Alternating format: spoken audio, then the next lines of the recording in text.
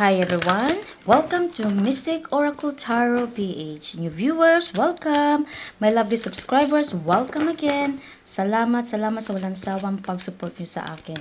New viewers, ask sana ako ng favor to please, if you haven't subscribed in my channel, please do help me, please do subscribe, help me to build my channel back kasi nabura ko yung channel ko.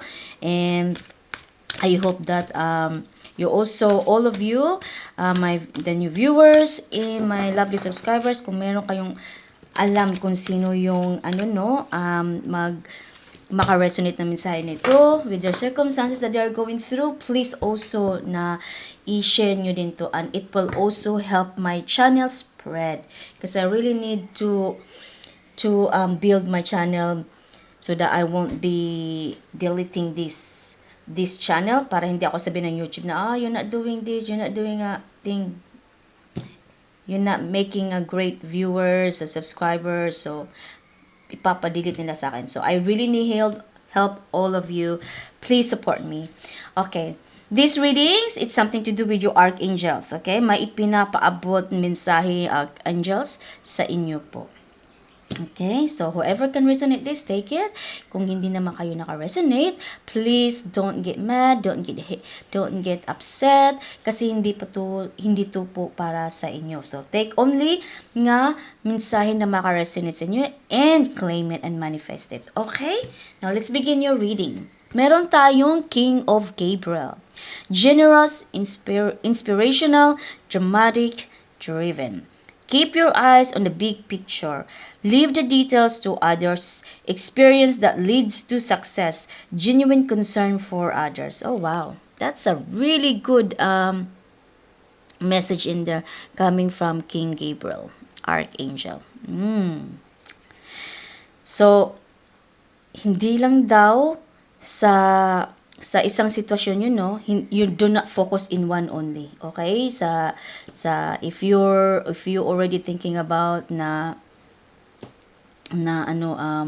that situation you have, inisip nyo na I'm not moving forward or I can't see any progression. So do not think that way. Do not focus on that. Okay? Sabi ni King Gabriel Archangel. Okay?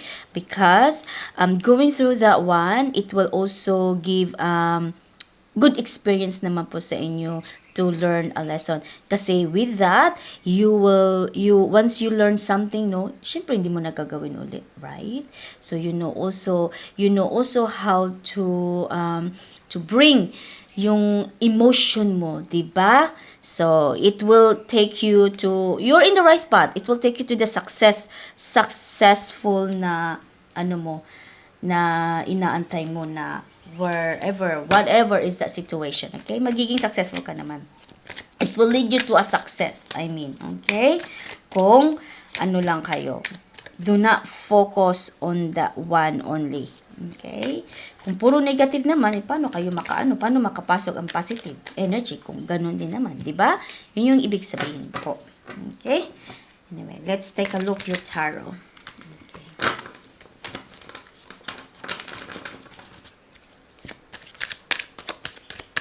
Ano pa? Ano pa mensahe, Archangel? Okay. I like it when tumatalon sila. Okay. Meron tayong 4, so we'll take it. Meron tayong 3 of Pentacles.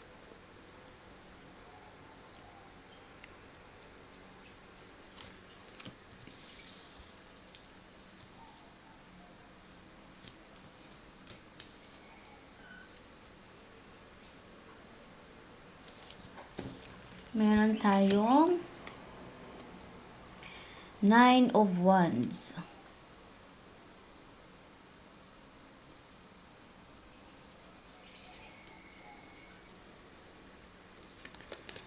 Meron tayong the Hanged One.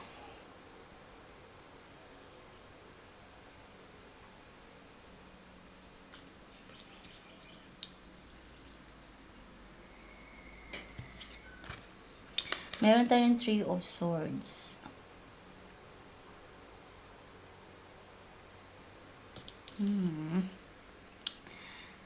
May ability ka, no, na nakikita mo na kung ano ang goal mo. sa sarili mo. So, you already plan kung ano ang goal na gusto mong abutin. But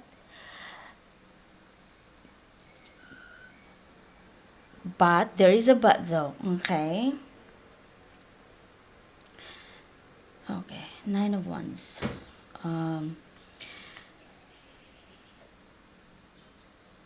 Kailangan mo lang siya magiging matatag. Kasi, in that goals, kung ano man yung ina-ambition mo, no, na may gusto may gusto kang gawin, pero, you're having trouble. There's lots of obstacles, nakaharang. Okay? Kaya, pinaplano mo siya, even though you're planning it, you can see it. Kaso nga lang, ang obstacle ang nakapag-stop sa'yo. Kaya you're feeling a little bit heartbroken or you're sad, hindi ka masaya. Okay? Because of that obstacles. Alam mo ang gusto mo, pero yun nga lang, because of the obstacles. Kaya sabi ni King Gabriel is, do not focus on one na either reason mo or sa sitwasyon mo na you're feeling like I'm stuck. How can I do this? You don't focus on that one. You accept it, tanggapin mo siya, embrace it kasi you're in the right path. Sabi ni King Gabriel. Okay? Yan yung archangel mo ang nag-a-advise sa iyo na nasa tama kang sa daan.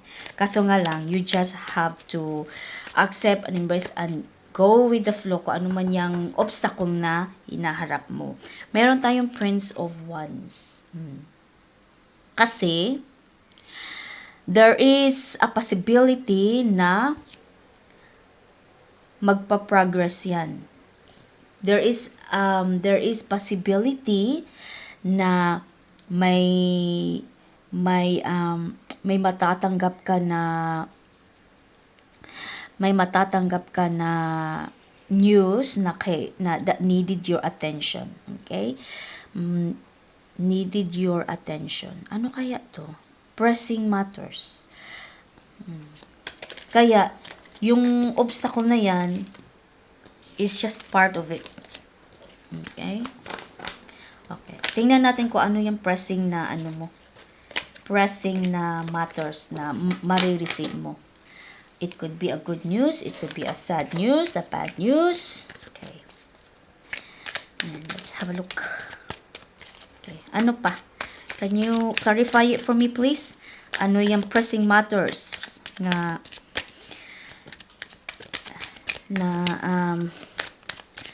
kailangan bigyan ng malaking attention. Okay. Yan ang part na obstacle mo. Pero, sabi ni King Archangel na, tanggapin mo lang, go with the flow. Kasi you are in the correct path. Meron tayong 4 of Cups.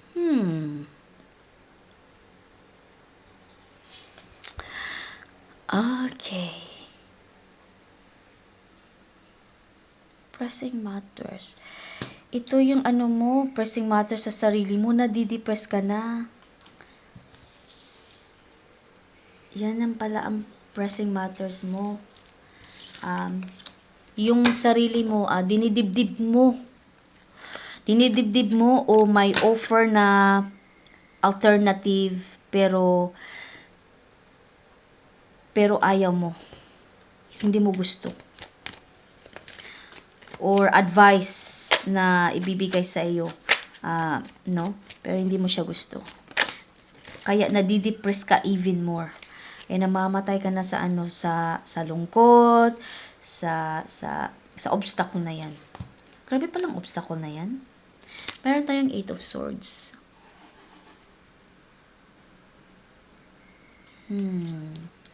Parang nawawalan ka na ng pag-asa, nawawalan ka ng trust, sa sarili mo, sa sitwasyon mo, even sa divine universe, nawawalan ka ng trust. Okay. Ano kaya yan? Ano kaya yung ano mo, goal mo, no? Hindi naman sinasabi. It could be from your relationship. You want to get rid of your relationship. You don't wanna be involved with the relationship, o gusto mo nang mag-move on, gusto mo mag-abroad, or whatever is that circumstances, okay? Hindi naman sinasabi.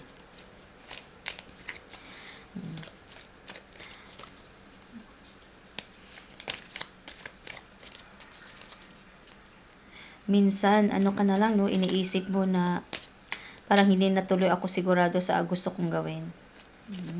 Kasi nothing seems to go in the way that you wanted. Okay.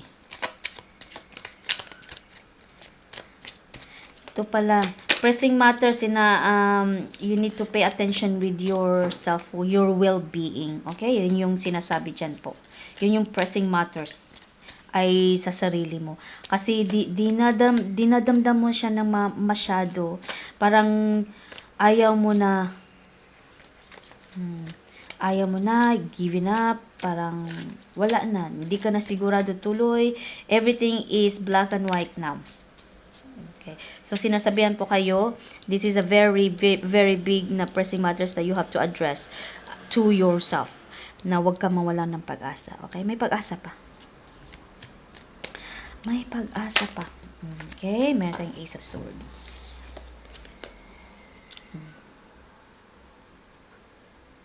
Sabi ko sa'yo may pag-asa pa.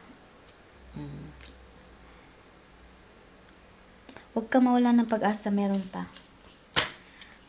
Maging successful ka, kaso nga lang, we don't know when. Okay? Meron tayong 8 of Wands. Antayin mo lang ang opportunity mo when it comes. Kasi darating yung opportunity mo. I think this is like a divine timing. Kaya yun ang sinabi ni King Gabriel. Huwag kang magpadala sa sarili mo na sa kung ano man yang, kasi dinadamdam mo dinadamdam mo siya na masyado. So sinasabi ni King Gabriel na huwag kang magpadala sa emotion mo. Kasi may opportunity na maging tagumpay ka. Ibibigay yan ng Divine Universe. I think it's something to do with divine timing. Kasi nabubuan ka na, your mentally speaking, figuratively speech, no, naapektuhan na, parang nabubuan ka na sa kakaisip. And your heart, no, naapektuhan na rin kasi minsan, syempre, pag nagdamdam ka, talagang damdam mo talaga na parang sometimes your chest aches. So kaya sinasabihan po kayo ni King Gabriel na just accept it, embrace it, go with the flow, kasi this is a divine timing. Divine timing na ibibigay sa iyo ni Lord. Ibibigay ng Divine Universe sa iyo. Okay? Yun yung sinasabi, yun yung energy niyan. Kaya sinasabihan kayo ni King Gabriel na Archangel King Gabriel na look after yourself kasi may opportunity pa sa'yo na makuha mo yan. Okay? May opportunity talaga siya. Okay. Ano pa? Oops. Meron tayong King of Swords. Minsan naman kasi masyadong yung nangangambisyon ka ba na gusto mo agad-agad na, hindi man ganyan. Hindi ganyan siya. Okay? Pag mangambisyon ka, magantay ka talaga. With all the hard work, with all going through with obstacles, you have to go through like that. Ganun naman talaga ang buhay, di ba?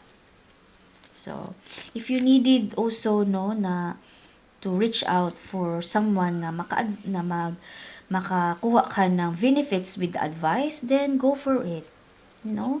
Kasi, madidili pa yan, hindi pa yan ibibigay. It's a divine timing. Okay? A divine timing. Ang ganda ng message nyo, na kahit you are going through with obstacles, your Archangel Gabriel is actually watching over you. Ina-advise po kayo to look after yourself, to look after your well-being. Kasi, pag ibigay na yan ni Lord, ano ka na, give up ka na, natalikuran mo na, you miss the opportunity. Diba? Kaya yung sabi ni Archangel Gabriel. Okay, ano pa? I feel like this one. Oh, meron tayong Ace of Wands. So, ayan, meron talaga. Ibibigay naman sa iyo. Divine timing to. Antayin mo lang. Divine timing yan. Makukuha mo siya. Ibibigyan na ni Lord. Kasi para yan sa iyo.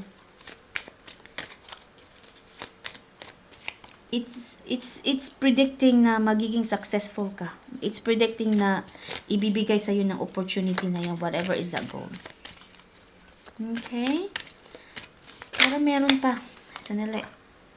Meron tayo. Princess of Pentacles.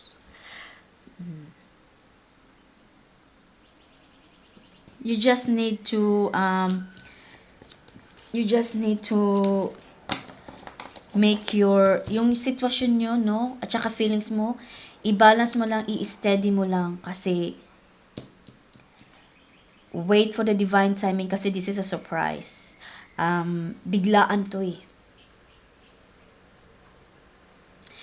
Biglaan to, makukuha mo ito, kasi this is a favor na binigay ng Divine Universe. Favor to na binigay ni Divine Universe sa iyo. It was meant for you and it is meant for you. So, divine timing, wait ka lang, mag-antay ka lang, embrace the situation, embrace the obstacles, look after yourself, well-being, sabi ni Archangel. That's all I have for you today. Yan lang talaga ang makonek yung energy ko. I hope you enjoyed this reading. I hope na may naka-resonate sa mensahe na ito. Please also comment down below. New subscribers, please. Please also continue to support for me, and new viewers, please support me. And also everyone, if you know someone, please spread this reading, share this reading, so that it will also help my channel be known and I'll get more subscribers. Thank you for your kindness and support. Thanks everyone. I'll see you in my next reading. Bye for now.